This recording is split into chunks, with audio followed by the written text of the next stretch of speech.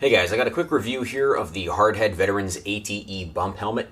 I've been using this one for a while alongside a surplus converted CVC Soha.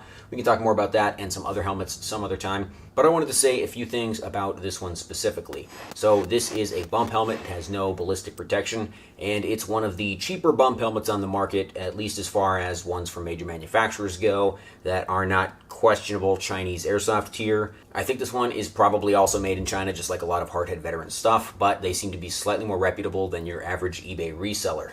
These retail for right around $200, which is a fair amount cheaper than a Team Wendy X-Fill bump or an OpsCore bump. Both of those are, I think, right around $300.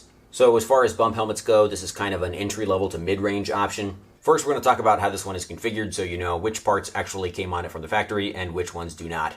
These come with a night vision shroud on the front and accessory rails on the sides. Other than that, everything that you see on there was added on by me. The night vision mount that's on this one right now is a standard Norotos USGI Rhino 2.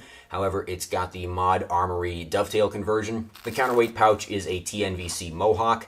The retention lanyard on top is like a key/tool holder that I've just bootleg modified to attach via Velcro. The hearing protection on this is an older set of Peltor Contact XPs, mounted on a Unity Tactical Mark kit. On the left side M-LOK rail, there's a standard Picatinny section, and there is a MFT backup light, which is a combination red, white, and IR task light.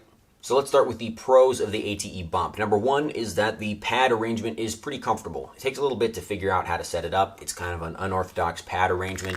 There's a lower layer of protection pads, and then you add an extra set of pads onto the outside of that for comfort and fitment. The helmet comes with a thin and a thick set, and you can mix and match them as needed, cut them up, whatever you need to do in order to get the fit right for your head. You kind of have to mess around with it for a while to come up with a setup that works for you, but once you get it working, it's actually pretty comfortable. Also, the strap arrangement is pretty comfortable and has quite a bit of adjustment, so it's not too difficult to get that set up as well.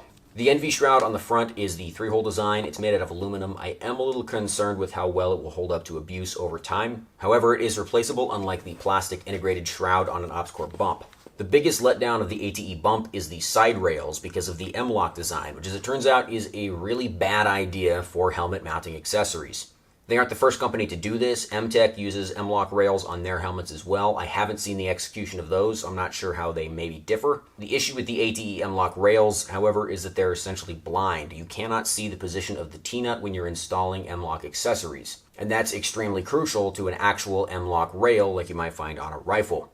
You need to be able to look through and make sure that your T-nut is perfectly perpendicular to the accessory slot. Otherwise, you don't know if it's actually going to hold or not, or if you've actually got it tightened all the way in. When you're installing accessories on these rails, you can kind of squeeze the helmet and try to shine a light in through the cracks so that you can see if your T-slot is actually lined up or not. It doesn't work that well, and I have had accessories pop off the helmet because it's really hard to tell if they're actually fastened or not.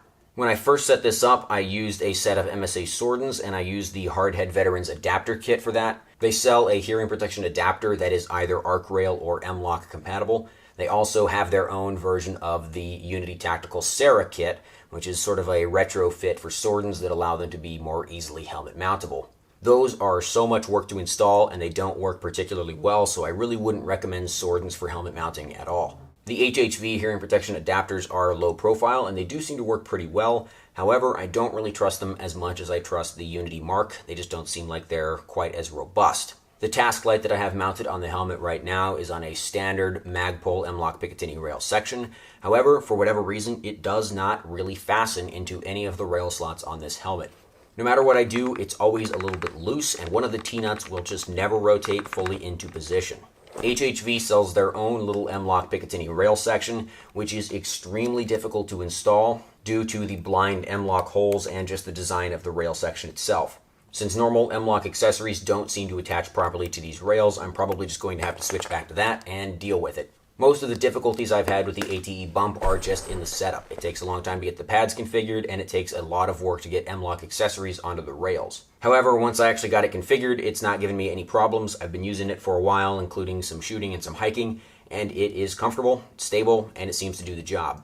I think I probably would prefer to either have the OpsCore bump or the Team Wendy X-Fill bump. They're both a little better than this helmet, and they're both a little bit more expensive, so I think the ATE bump is priced just about right. At the end of the day, it really is just a plastic shell that holds your night vision and your accessories and keeps you from hitting your head on branches or car doors or whatever. Pretty hard to screw that up. Anyway, if you have any questions, let me know. See you later.